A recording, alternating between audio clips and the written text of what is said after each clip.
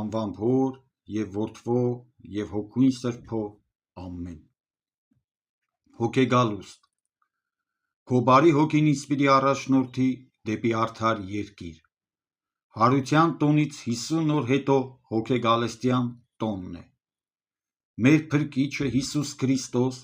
իր հրաշափառ հարությունից 40 օր անց համբարձվեց և 9 օր հրեշտակների 9 դասերում փառավորվելուց հետո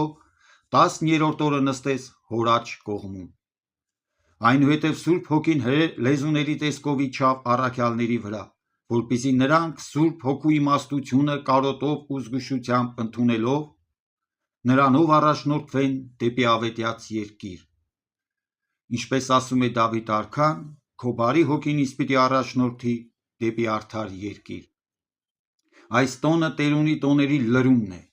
Ինչպես տնօրինության սկզբում նախ Սուրբ Հոգին իջավ կույս Մարիամի մոտ, նույնպես և այսօր Հիսուս ողջ տնօրինությունները կատարելուց և մարմնապես դեպի երկինք համբարձվելուց հետո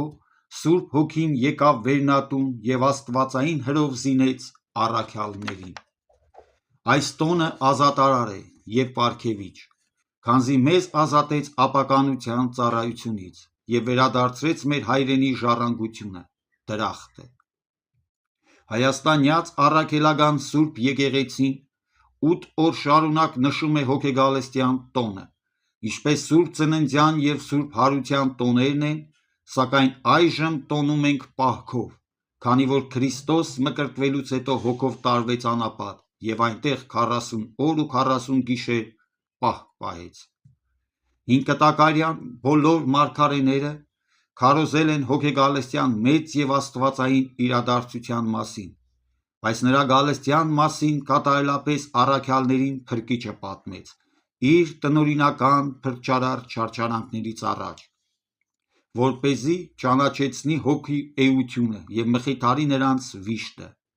Իսկ երբ մոտենում էին գրավոր օրենքի հնանալու և նոր ուխտի հաստատվելու ժամերը, ասաց. «Եթե ինձ սիրում եք, կպահեք իմ պատվիրանները, և ես պիտի աղաչեմ Հորը,